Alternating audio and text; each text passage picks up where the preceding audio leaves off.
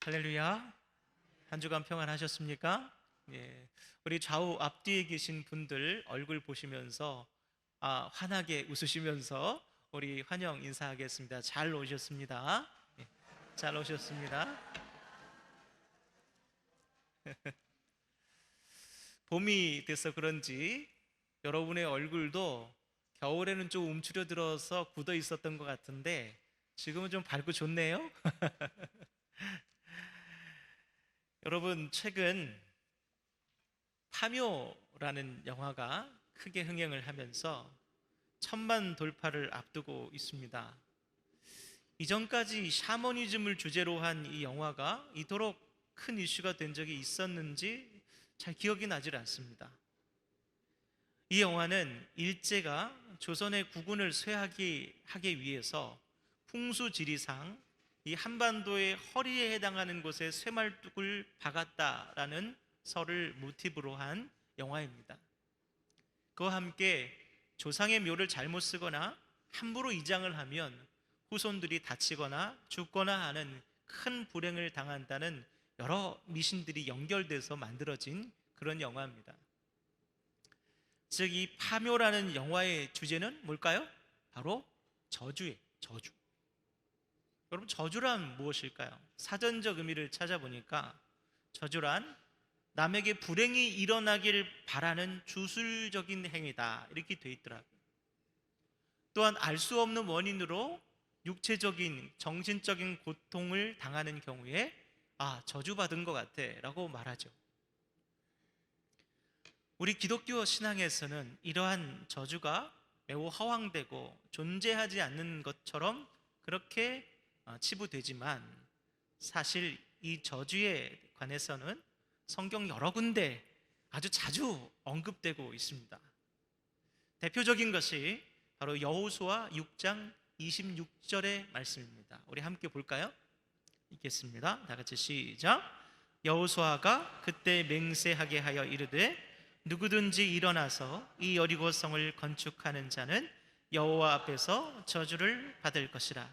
그 기초를 쌓을 때 그의 맏아들을 잃을 것이요 그 문을 세울 때 그의 막내 아들을 잃으리라 하였더라. 아멘. 여리고 성이 어디입니까? 우상 숭배의 땅이었던 가나안을 향한 하나님의 심판이 시작된 곳, 첫 번째 심판이 임한 곳이 바로 여리고 성입니다. 하나님께서는 여호수아에게 그 심판의 엄중함을 그 가나안 온 세상에 알리기 위한 본보기로 폐허가 된 여리고 성을 그대로 내버려 두라라고 명령하셨습니다. 그리고 누구든지 이 여리고 성을 재건하는 자는 장남과 막내 아들을 잃을 것이다 라고 선언하셨습니다. 실제로 이 여리고성 함락으로부터 500년이 지난 시점에 이 저주가 실현이 됩니다. 열왕기상 16장 34절 말씀 보시면 아합 왕의 명령으로 여리고성을 건축한 히엘이라는 사람이 있습니다. 이 사람이 이 여리고성에 터를 쌓을 때 장남이 죽어요. 그리고 다 짓고 나서 마지막으로 성문을 딱 닫으니까 누가 죽어요? 막내 아들이 죽었습니다. 여러분, 이처럼 우리 성도들에게 저주라는 말에 대한 거부감이 있다는 것과는 별개로 저주는 실제로 일어나는 현상이고, 더 나아가서 성도를 포함해서 모든 사람들이 예외 없이 이 저주를 경험하고 있거나 혹은 경험했습니다.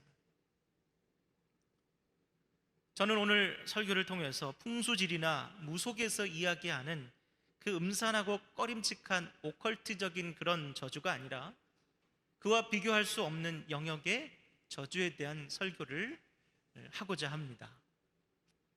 특별히 신약 성경 복음서에서 가장 독특하고 난해한 사건인 이 무화과 나무를 저주하신 예수님의 기사, 이것을 중심으로 이 저주가 성도인 우리와 어떠한 관계가 있는 것인지를 하나하나 풀어가면서 여러분에게 말씀을 전달해 드리고자 합니다.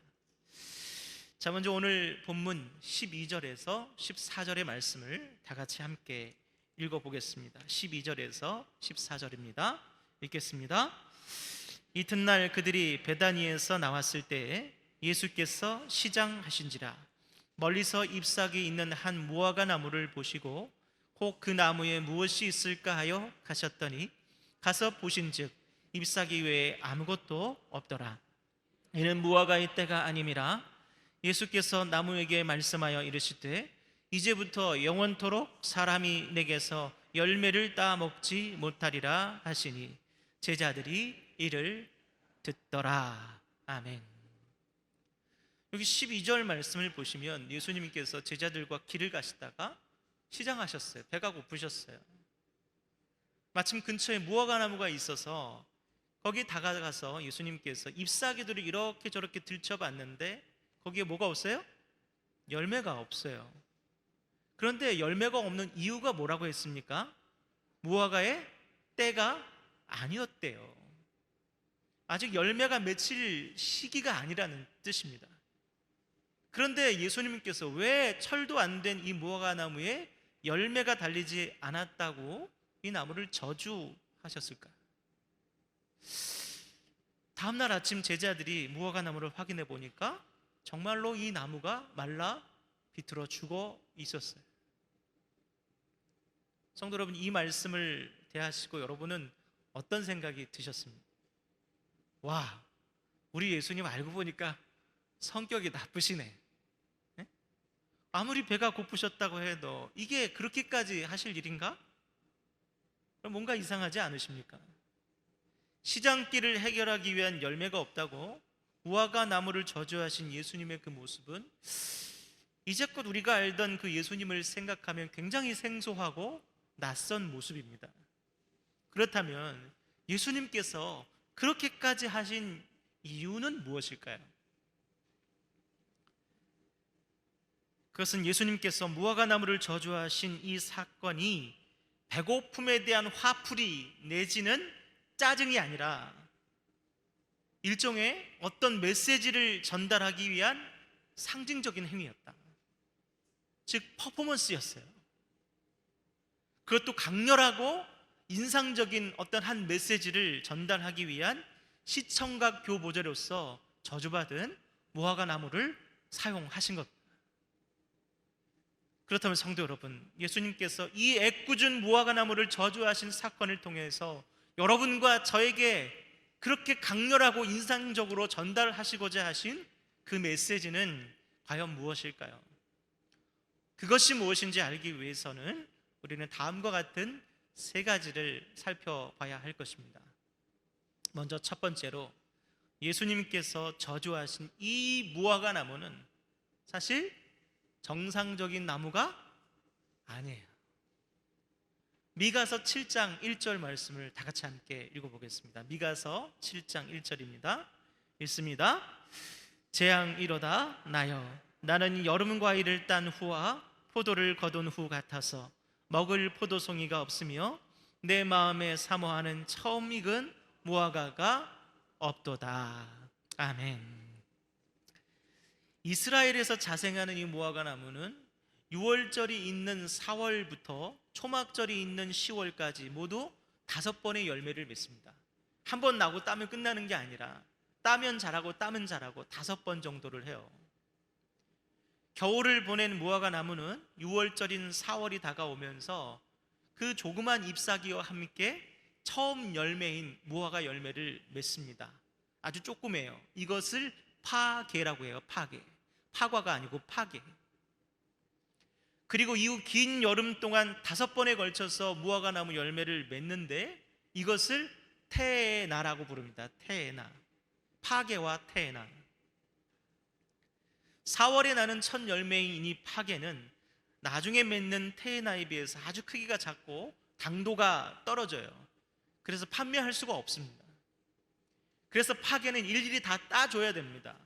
따야 나중에 그 자리에서 품질이 좋은 테에나가 생겨나는 거예요. 그래서 일손이 많이 부족한 무화과 나무 주인들은 이 파계를 아무나 지나다니는 행인들이 따먹게 내버려 둡니다. 그러니까 4월 달에 무화과 나무를 따면 내버려 둬요. 그게 파계입니다. 그래서 이 시기에 가난하고 배고픈 사람들이 유일하게 마음껏 먹을 수 있는 음식이 뭐예요? 바로 이 파게입니다. 예수님께서 찾은 무화과 나무 열매가 바로 이 파게였던 거예요. 당시 예수님께서 마지막 6월절 4월달 보내시려고 예루살렘에 오셨습니다. 바로 무화과 나무의 첫 열매인 파게가 달리는 그런 때예요. 즉 본문에 나오는 무화과의 때가 아니라는 말은 파게가 아니라 타에나가 열릴 때가 아니라는 뜻입니다. 그리고 4월에 당연히 맺혀져야 됐을 처음 열매인 이 파게가 없다는 건 뭘 의미합니까? 앞으로 테에나도 없다는 뜻이에요. 다시 말하면 이 무화과 나무는 뭔가 심각한 이상이 있는 겁니다. 병든 겁니다. 앞서 읽은 미가서 7장 1절 말씀 우리 다 같이 다시 한번 읽어보겠습니다. 읽겠습니다.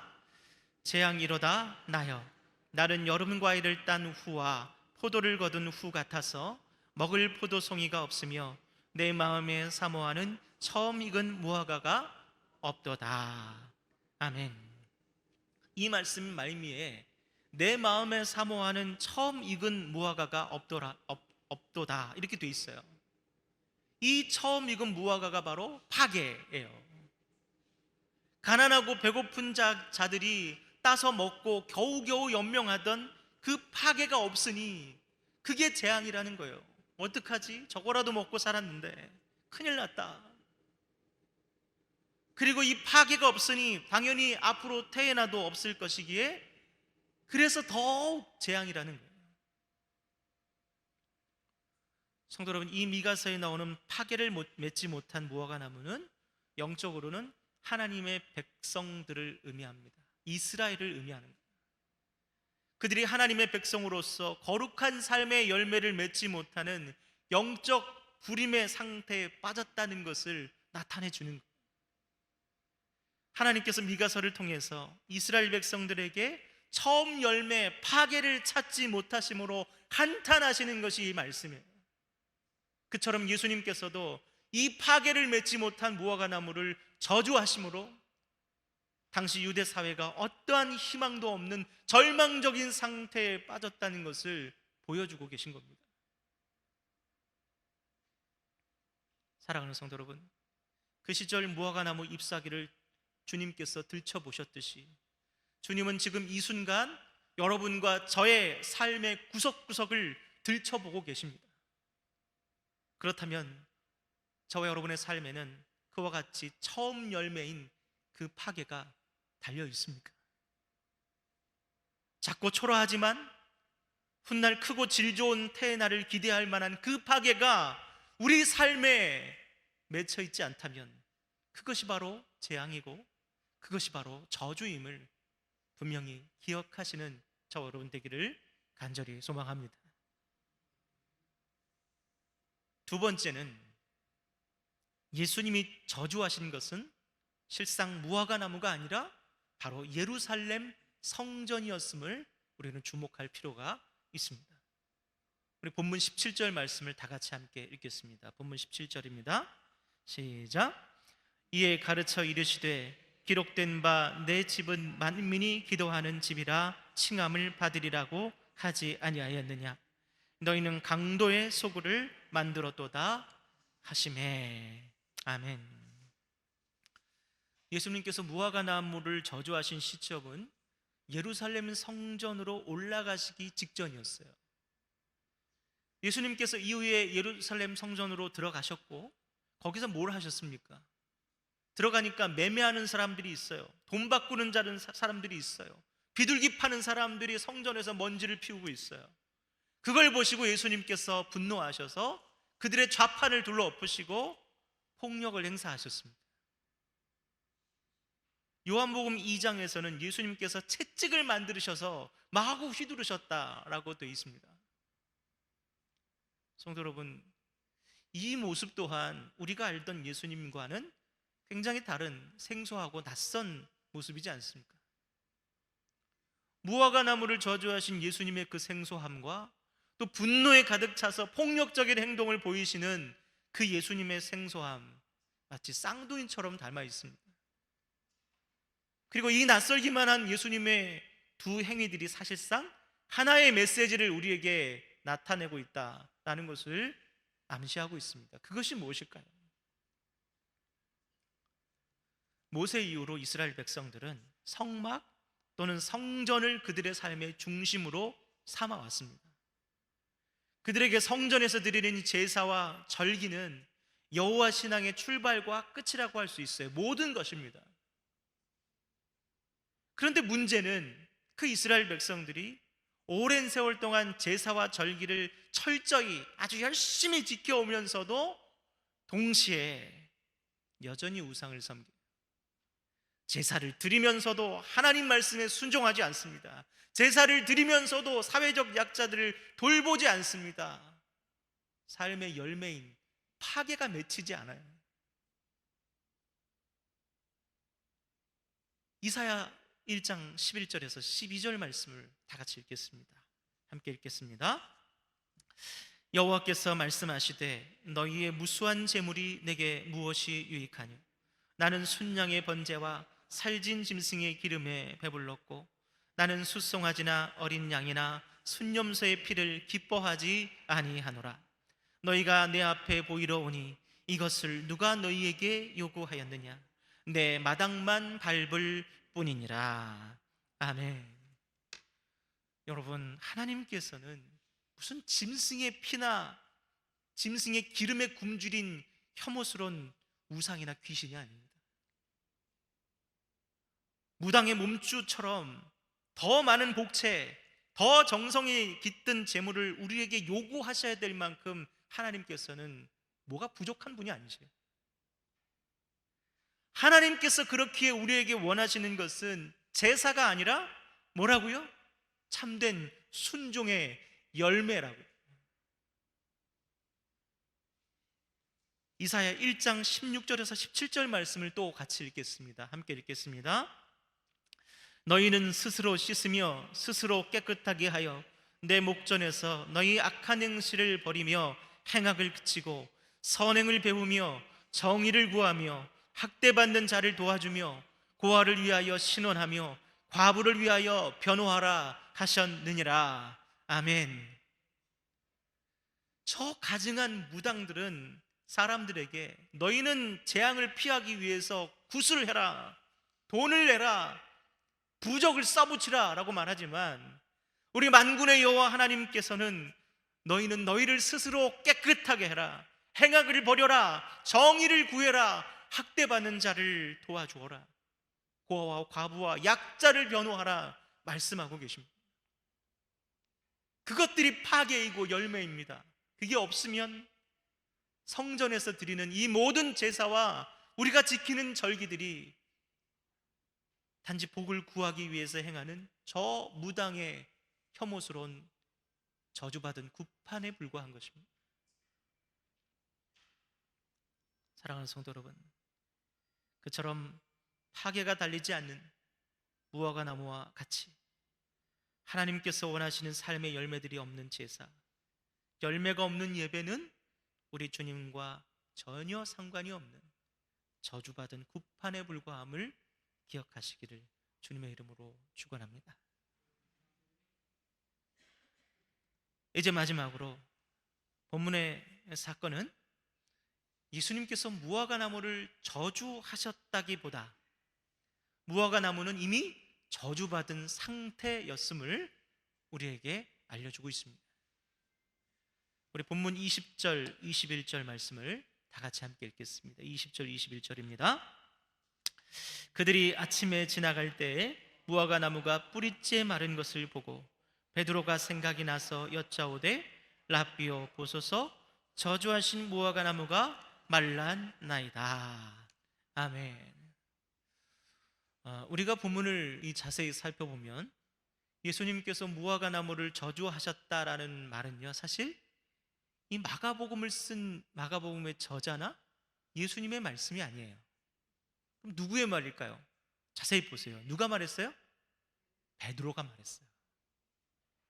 21절을 보면 라삐어 보소서, 저주하신 무화과 나무가 말랐나이다 라고 되어 있는데 베드로의 관점입니다. 기실 예수님께서 무화과 나무에 대하여 하신 말씀은 저주라기보다 예언에 가까워요. 내게서 앞으로 사람이 아무런 열매를 얻지 못하게 될 것이다. 의사가 간암으로 큰 수술을 한 환자에게, 환자분, 앞으로 음주는 절대적으로 금하셔야 됩니다. 술 드시면 이제 진짜 죽어요. 그렇게 말했다고 칩시다. 그 말을 듣고 환자가, 선생님 지금 저 죽으라고 고사 지내시는 겁니까? 라고 말한다면 그분 아직 정신 못 차린 거예요. 그리고 얼마 못 가 진짜 돌아가셔요. 의사는 이 환자를 저주한 것이 아니라 그가 매우 위험한 상태에 빠졌다는 것을 경고한 거죠.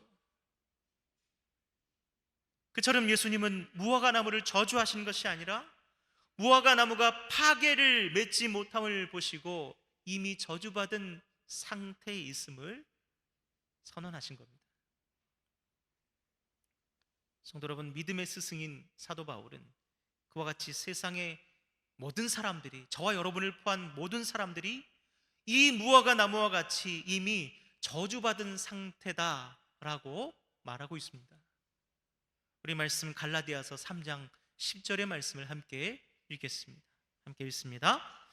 무릇 율법 행위에 속한 자들은 저주 아래 있나니 기록된 바 누구든지 율법책에 기록된 대로 모든 일을 항상 행하지 아니하는 자는 저주 아래 있는 자라 하였음이라. 아멘. 성도 여러분, 성도인 우리는 늘 하나님 말씀대로 살고 싶어 합니다. 여러분도 그렇죠? 그렇죠? 그러나 실제로는 어떻습니까? 그렇게 하십니까? 잘 못해요. 올해는 좀 신앙생활 제대로 해봐야지, 주일 성수도 잘하고 기도생활 열심히 해봐야지, 말씀도 성경 읽도 꼭 해봐야지 잘 되냐고요? 안 돼요.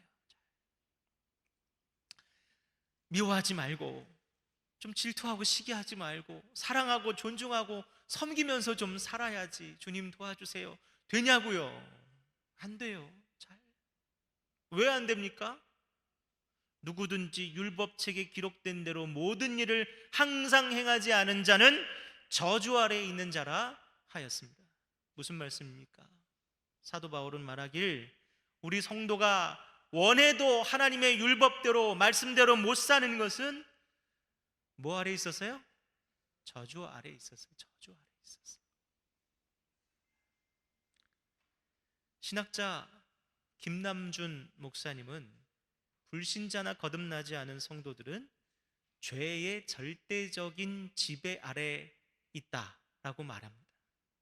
즉 그들에게는 죄를 짓지 않을 능력이 없어요. 선하게 살고 싶은데 선을 행할 능력이 없습니다. 죄를 짓고 싶어서 짓는 것이 아니라 안 짓고 싶어도 마치 저주에 빠진 것처럼 죄의 지배, 죄의 영향력 아래 있다는 거예요. 그게 저주입니다. 그렇다면 우리 거듭난 성도는 어떨까요? 거듭난 성도는 죄의 절대적 지배가 아니라 상대적 지배 아래에 있다라고 합니다. 거듭난 성도에게는 이 죄의 세력이 등뼈가 부러져 기어다니는 것과 같이 미약하대요. 우리 안에 죄가 남아있긴 한데 척추뼈가 부러진 것처럼 무기력하다는 거예요. 그런데 그 무기력한 죄가 우리에게 갑자기 영향력을 크게 발휘할 때가 있대요. 그때가 언제입니까? 우리 안에 은혜가 약해질 때, 은혜가 사라졌을 때. 성도 안에 하나님의 은혜가 넘칠 때는 죄의 지배가 약해져 있는데, 무기력하고 바닥에 굴러다니는데, 하나님의 은혜가 내 안에 메마를 때는 그 등뼈가 부러진 죄가 다시 힘을 얻고 살아나서 우리를 지배한다는 거예요. 저주받은 것 같은 상태가 된다는 겁니다. 때문에 김남준 목사님은 우리 삶에서 죄가 아닌 하나님의 은혜가 우리를 지배하고 통제해야 한다, 하나님의 은혜로 죄의 죽임이 나타나야 한다, 그렇게 강조하고 있습니다. 사랑하는 성도 여러분, 여러분은 지금 혹여 파괴 없는 무화과 나무처럼 무기력하고 열매 없는 그 죄의 저주 아래 살고 있지 않으십니까? 저주에 빠진 것처럼 죄의 지배 아래서 여러분이 간절히 원하는 선을 행하지 못하고 원치 않는 그 악을 붙들고 오늘도 탄식하고 있지 않습니까? 저는 왜 이 모양입니까, 주님? 그렇다면 다음에 이 말씀을 여러분 기억하시기 바랍니다. 우리 말씀 갈라디아서 3장 13절의 말씀입니다. 함께 읽겠습니다. 그리스도께서 우리를 위하여 저주를 받은 바 되사 율법의 저주에서 우리를 속량하셨으니 기록된 바 나무에 달린 자마다 저주 아래에 있는 자라 하였음이라. 아멘. 모세의 율법을 보면 나무에 매달린 자는 하나님께 저주를 받은 자예요. 그런데 예수님께서 어디에 매달렸습니까? 나무에 매달렸어요. 모세의 율법 보면 예수님은 저주받은 사람입니다. 그렇다면 예수님께서 왜 저주받으셨습니까? 사도 바울은 예수 그리스도께서 우리를 위하여 바로 여러분과 제가 받아야 될 저주를 받으시고 십자가에 죽으셨다 말하고 있습니다. 이 말은 앞으로 성도는 때때로 죄의 지배를 받을 수는 있겠지만 죄의 책임은 지지 않게 됐다는 뜻이에요. 여전히 죄를 짓기는 짓는데 십자가로 인해서 죄의 책임은 지지 않게 되는 것, 이게 바로 여러분 은혜라고 하는 거예요. 여러분 장발장을 기억하십니까? 신부에게 촛대와 그릇을 훔쳤는데 그 신부가 훔치지 않았다, 주었다 라고 은혜를 베풀면서 장발장의 삶에 전환이 일어납니다. 은혜가 바로 우리의 변화의 동기가 되는 거죠. 예수님의 십자가의 은혜, 죄는 짓지만 죄의 책임을 묻지 않으시는 그 은혜로 인해서 우리의 삶에 전환이 일어나고 저주 아래서 우리가 벗어나게 된다는 말씀입니다.